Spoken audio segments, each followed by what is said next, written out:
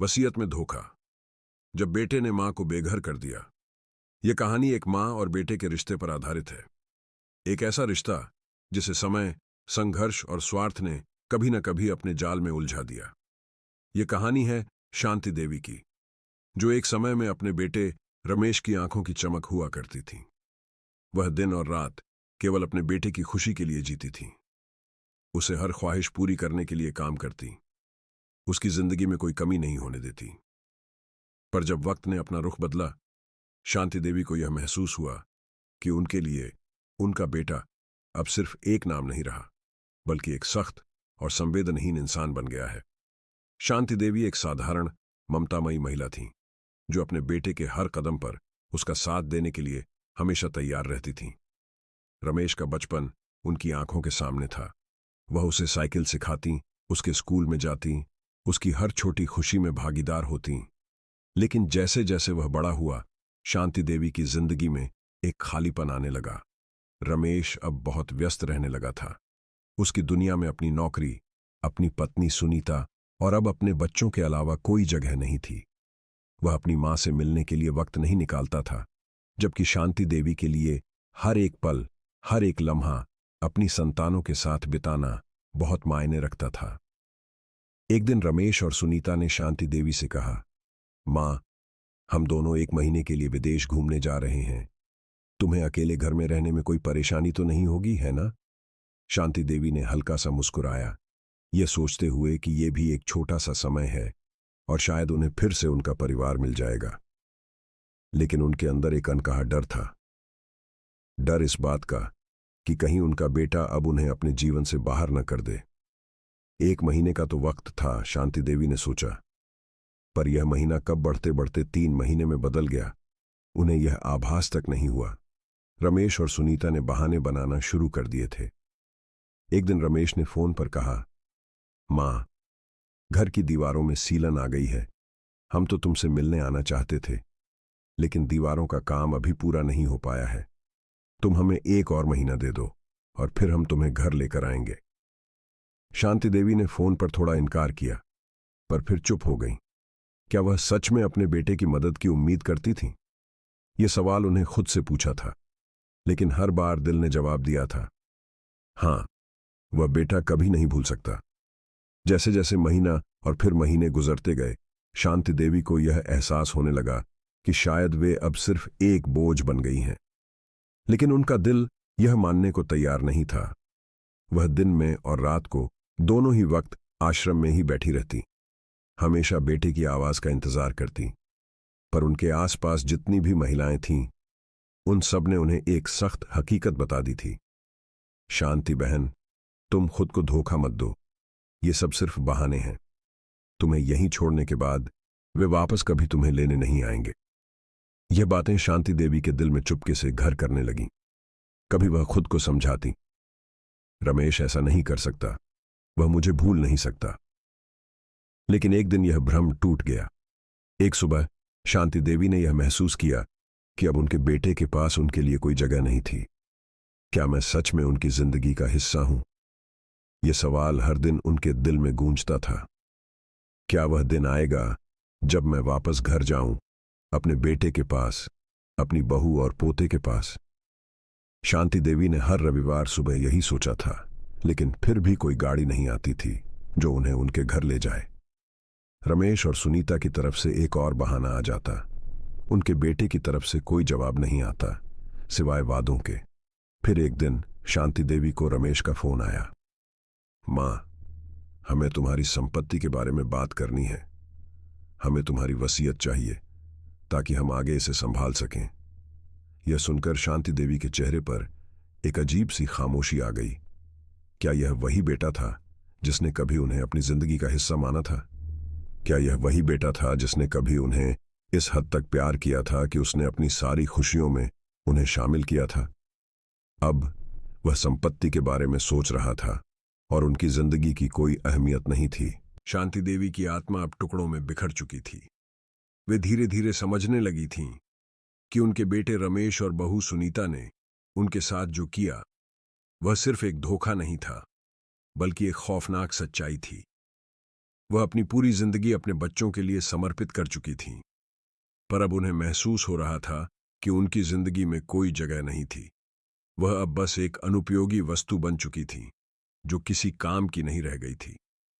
वृद्धाश्रम में रहते हुए शांति देवी ने जो महसूस किया, वह उनके दिल और दिमाग को गहरे तक चोट पहुंचाने वाला था। कई दिन ऐसे थे जब वह बिना किसी से बात किए चुपचाप बगीचे में बैठ जाती, सर्द हवाओं को महसूस करती और अपनी गहरी सोच में खो जाती। उनकी आंखों में वह पिघला हुआ दुख था, जो अब उनके मन में समाया था। कभी कभी मेरे बेटे को महसूस नहीं हुआ कि उसके लिए मेरी अहमियत क्या थी। क्या अब मुझे सिर्फ उसकी संपत्ति तक सीमित कर दिया जाएगा?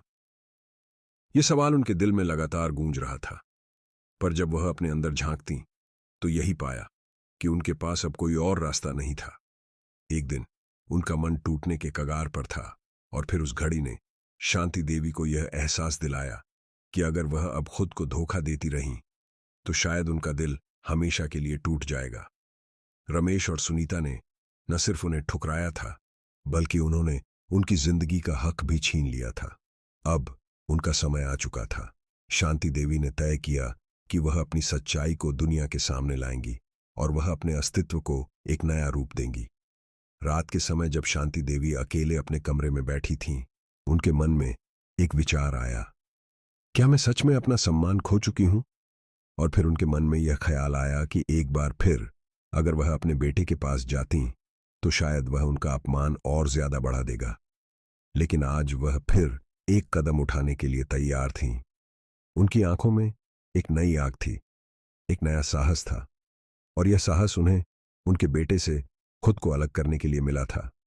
वह जानती थीं कि अब वह उस पहचान के साथ कभी नहीं जा सकती थीं जो उनके बेटे और बहू के लिए अस्वीकार्य थी। उनका मन इस वक्त समझा चुका था कि वह अब एक अलग इंसान बनकर रहना चाहती थीं, और शायद यही उनकी सबसे बड़ी मुक्ति होगी। अगले दिन शांति देवी ने वृद्धाश्रम के मैनेजर से अनुमति ली। वह यह नहीं चाहती थीं कि वह इस नए रूप में कहीं भी पहचानी जाए। मैनेजर से मिलने के बाद उन्होंने बस इतना कहा, मुझे आज शाम के लिए छुट्टी चाहिए थी, मुझे एक जरूरी काम है और मुझे जाना होगा। यह बात कहकर शांति देवी ने अपनी आंखों में एक झलक दी, जो मैनेजर के दिल में गहरे तक बैठ गई। उन्होंने बिना किसी सवाल के छुट्टी दे दी। शांति देवी ने राहत की सांस ली। शांति देवी अब एक बार फिर पुराने शांति देवी नहीं रह गई थीं। वह एक नई शांति देवी के रूप में अपने आत्मसम्मान और पहचान के साथ बाहर निकलने के लिए तैयार हो चुकी थीं। उन्होंने अपने ट्रंके से एक पुरानी साड़ी निकाली, जो समय के साथ हल्की हो चुकी थी। यह साड़ी अब उनके लिए केवल एक कपड़ा नहीं थी, बल्कि उनकी जिंदगी के संघर्षों की कहानी थी। शांति देवी ने अपना चेहरा ढकने के लिए चश्मा भी पहना। यह चश्मा था जिसको वह हमेशा अपने बेटे के लिए पहचान के रूप में रखती थीं। आज वह इसे उतारने वाली नहीं थीं। शांति देवी अब किसी पहचान के बिना एक अजनबी के रूप में अपने बेटे के घर तक पहुंचने वाली थीं। यह एक जोखिम था, लेकिन वह इसे लेने के लिए तैयार थीं। वृद्धाश्रम के दरवाजे से बाहर आते हुए शांति देवी ने एक गहरी सांस ली। उनका दिल बहुत तेजी से धड़क रहा था। वह जानती थीं कि उनके कदम अब किसी अजनबी की तरह हो रहे थे, लेकिन यह कदम उनके आत्मसम्मान और एक नई शुरुआत का प्रतीक था। जब वह अपने पुराने घर की तरफ बढ़ने लगीं, तो यह महसूस हुआ कि उनके कदम धीरे धीरे उस रास्ते पर बढ़ रहे थे जिस रास्ते से उन्होंने कभी प्यार और देखभाल की उम्मीद की थी। वह जानती थीं कि वह अब अपना सच दुनिया के सामने रखने वाली हैं। यह एक ऐसा मोड़ था जहां शांति देवी को अपनी पूरी जिंदगी को नए दृष्टिकोण से देखना था। उन्होंने पिछले कई महीनों में जो कुछ भी सहा था, उसे खुद से ही जहर की तरह निगल लिया था।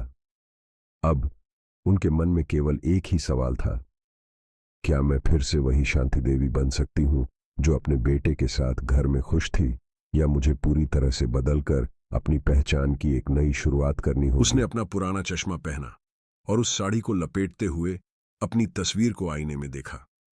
वही चेहरा, वही आंखें, लेकिन अब उनका हर एक रूप कुछ अलग था। उम्र के थपेड़ों ने उनके चेहरे पर झुर्रियां डाल दी थीं, और पिछले कुछ महीनों की तकलीफें उनके शरीर और आत्मा पर गहरी छाप छोड़ चुकी थीं। लेकिन जो उन्होंने तय किया था वह कोई मामूली फैसला नहीं था।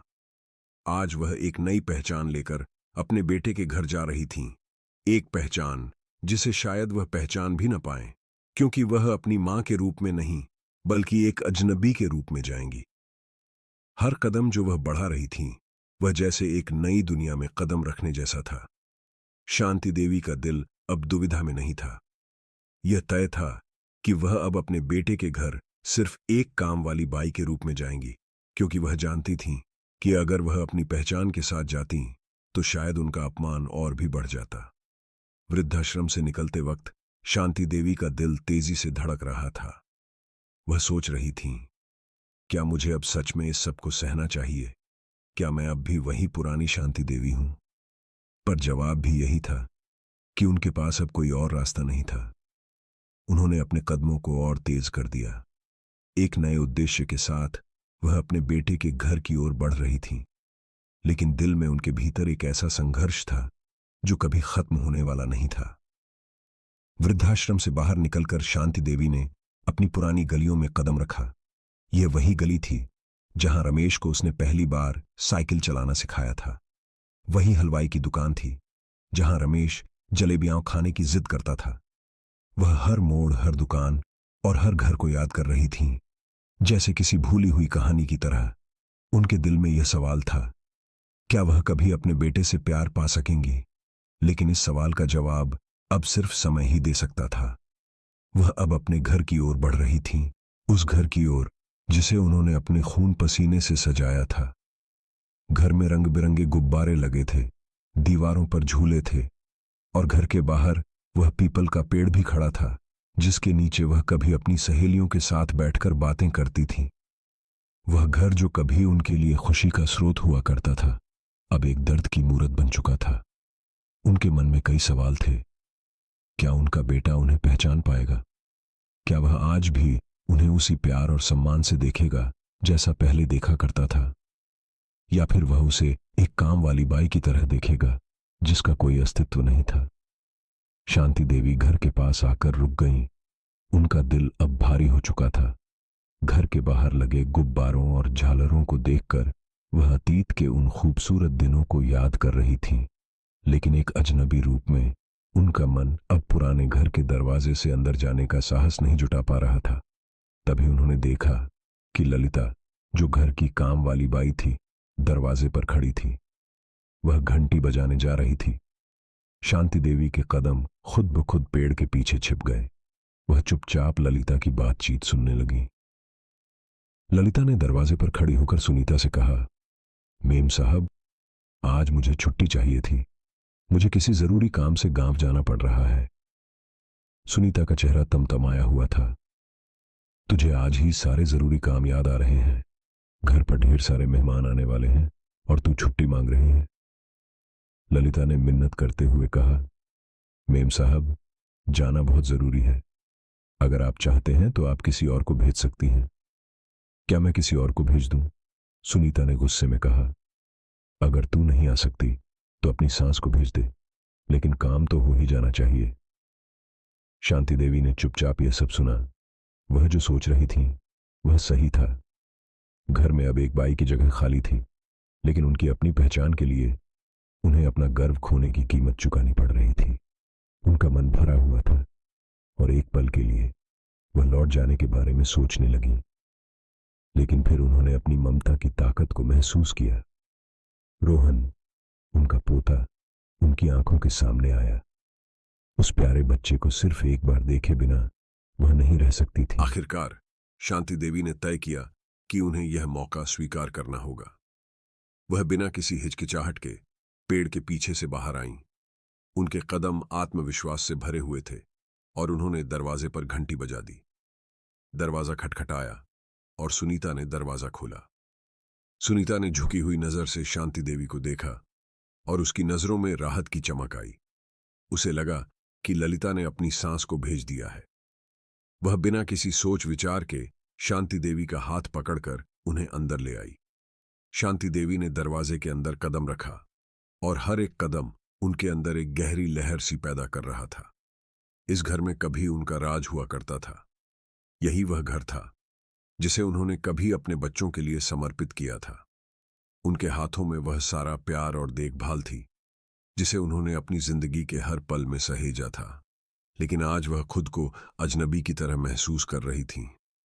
उन्होंने सोचा था कि वह कभी अपने बेटे के घर में इज्जत से लौटेंगी, पर आज उनका यह कदम पूरी तरह से टूट चुका था।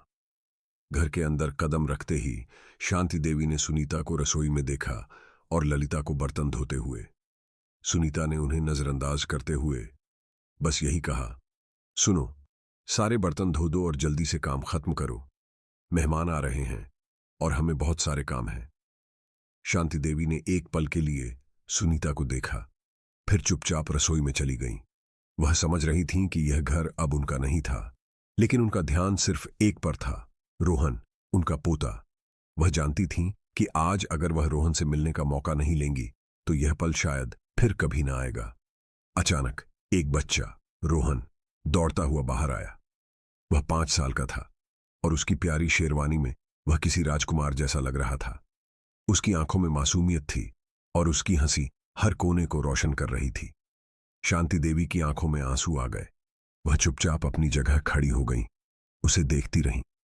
लेकिन उन्हें यह एहसास था कि वह अब दादी नहीं थीं, वह केवल शांतिबाई थीं, एक काम वाली बाई जो कुछ समय के लिए घर में काम करने आई थी। रोहन ने उन्हें बिना एक नजर देखे दूसरे बच्चों के साथ बगीचे की ओर दौड़ते हुए देख लिया। शांति देवी के दिल में पीड़ा की लहर दौड़ गई। उनकी आंखों में जो प्यार था वह अब सिर्फ एक नजर से भी नहीं देखा गया। वह समझ चुकी थी कि उनके बेटे और बहू के पास उनके लिए कोई जगह नहीं थी।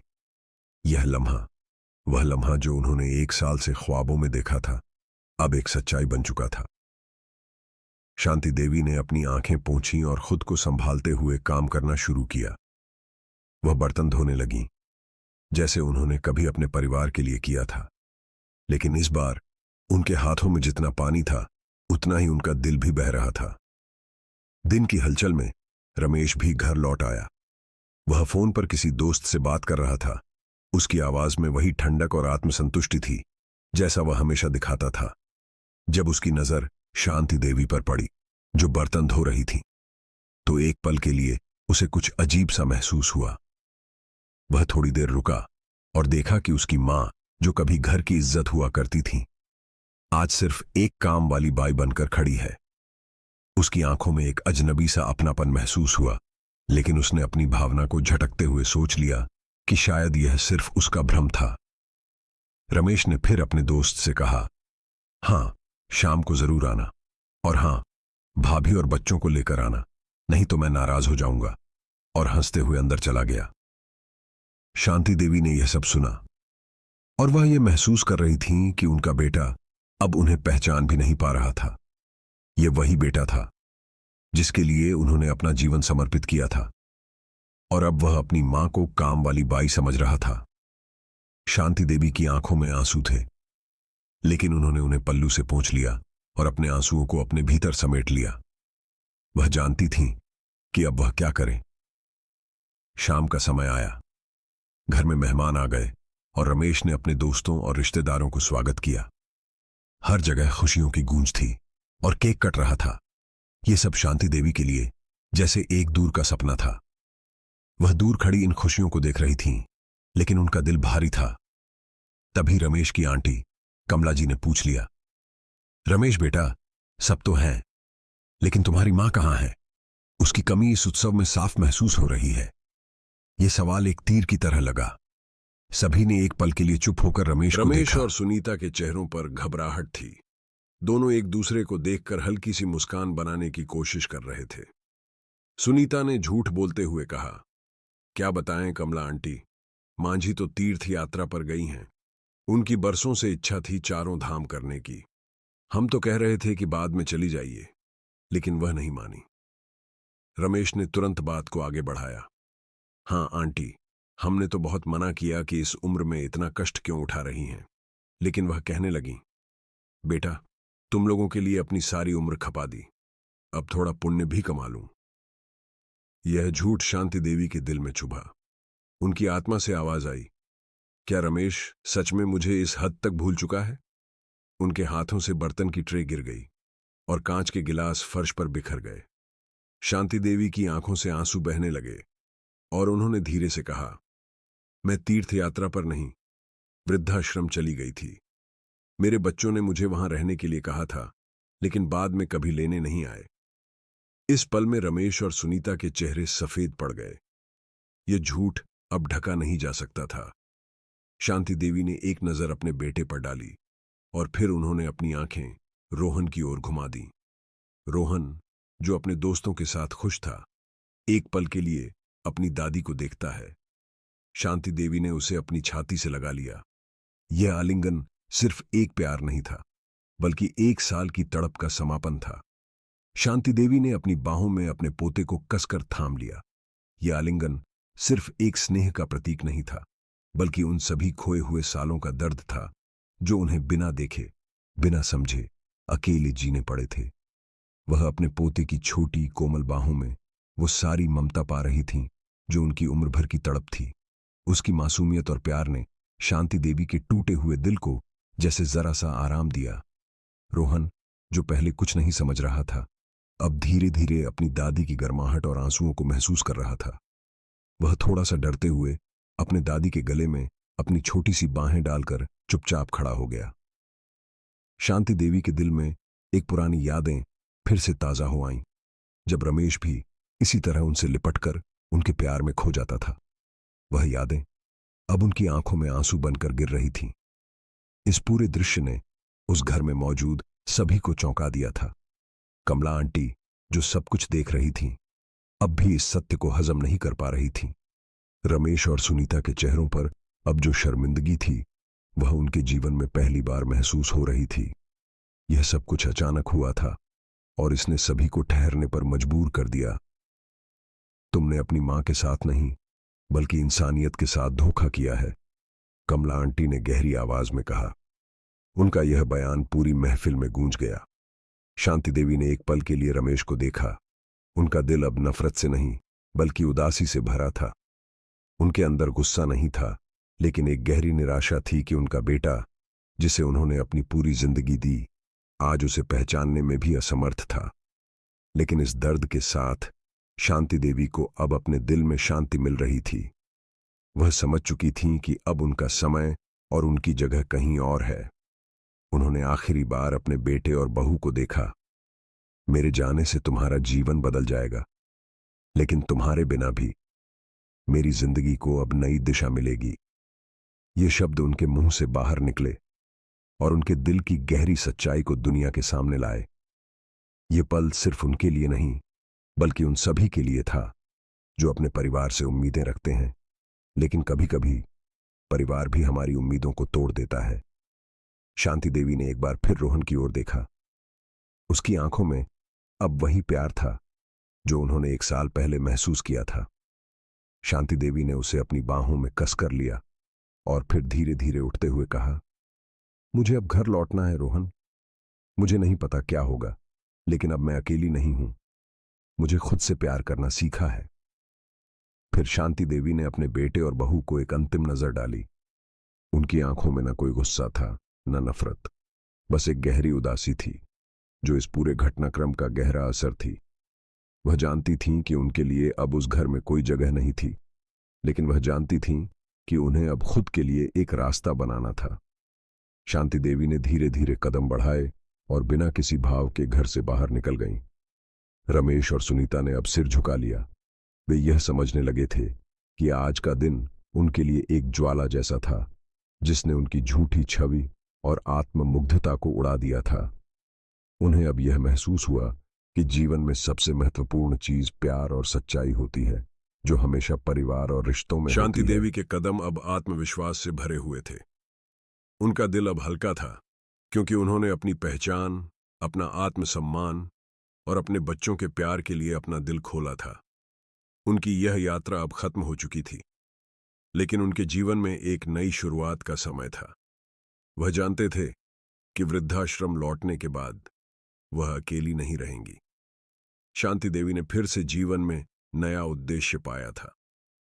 उन्होंने अपनी सारी जिंदगी अपने बच्चों के लिए दी थी, अब वह अपनी जिंदगी के बाकी हिस्से को खुद के लिए जीने जा रही थी। शांति देवी की यह यात्रा सिर्फ एक मां के संघर्ष की कहानी नहीं थी, बल्कि एक सच्ची और बेहतरीन आत्मसम्मान की कहानी थी। जब तक हम खुद से प्यार नहीं करते, तब तक हमें दूसरों से उम्मीदें नहीं रखनी चाहिए। वह जान चुकी थी कि जब तक खुद से सच्चा रिश्ता नहीं बनाते, तब तक कोई भी रिश्ता हमारे लिए पूरा नहीं हो सकता। तो दोस्तों, आपको क्या लगता है, शांति देवी ने जो कदम उठाया, क्या वह सही था? क्या वह सच्ची ममता की मिसाल थी, या फिर यह एक अंतर्द्वंद्व था जो एक टूटे हुए दिल की परिणति थी? अपनी राय कमेंट बॉक्स में जरूर लिखें। अगर कहानी आपको पसंद आई हो तो वीडियो को लाइक करें, चैनल को सब्सक्राइब करें और इसे अपने दोस्तों के साथ शेयर करें। धन्यवाद।